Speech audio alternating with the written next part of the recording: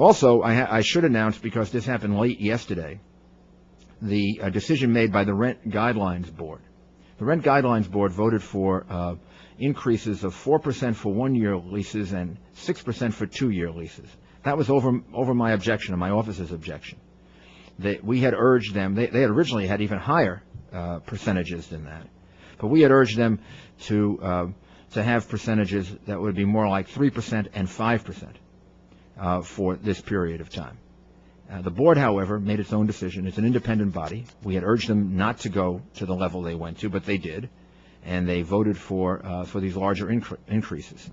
And I think they made a mistake in doing that. However, I do have to say that one of the things that has to be taken into consideration, which I think is the reason why they went for the higher increases, even though they've been very, very modest in prior years, is because of all of the pressure due to the cost of heating oil and the cost of gasoline, and maybe even worse, the sense that things aren't going to get better, but they're going to be even worse next winter than this winter. This winter, the price of heating oil was sky high.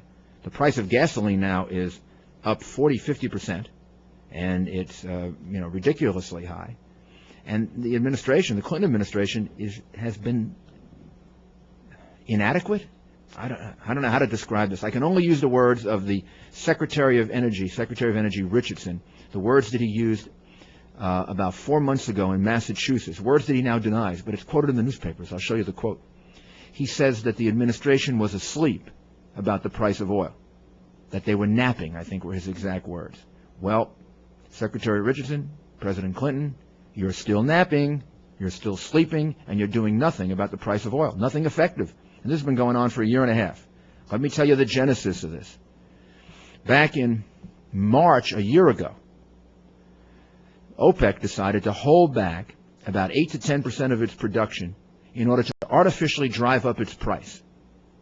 So they held back oil production, didn't put out 8 to 10% of the oil they were actually producing, and held it so that they could drive up the price of oil by creating a lower supply. Basic, economics 101, right? Not only did they drive up the price, they drove the price through the roof, and they gouged for over a year, and they're making enormous profits off us. That has created, to a very large extent, a very heavy cost for heating oil, which bankrupted some people this year all throughout the state of New York, all throughout the country, but particularly in the Northeast, obviously, because we get hit by the cold weather much worse than a lot of other parts of the country. And now that is the primary reason for the fact that you're paying so much more at the gasoline tank. And there is nothing effective that the Clinton administration is doing about that. They're not putting the kind of pressure on OPEC that they should be doing. All last year, over the objections of many members of Congress, not just Republicans, but Democrats like Chuck Schumer, not only objections, but strong criticism of the president.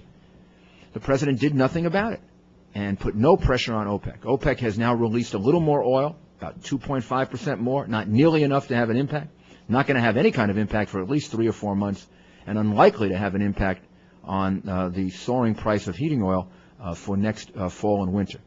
As a result of that, the cost of running an apartment building, just like the cost of running a business, was much higher last year than this year. That's the way the Rent Guideline Board makes decisions. They look at increase in cost, and in fact, these percentages are a percent or two below the actual increase in cost. The percentages of 4% for 1 year and 6% for 2 years. I believe the increase in cost was 7%. So they shaved it down. I don't believe they shaved it down enough, but that's the reason why they did it.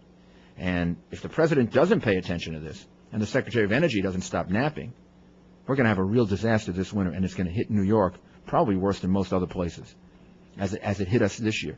It cost us, as a city government now, just a city government, it cost us between $25 and $30 million more because of the president's failure to act with regard to OPEC. Well, we've got lots of calls.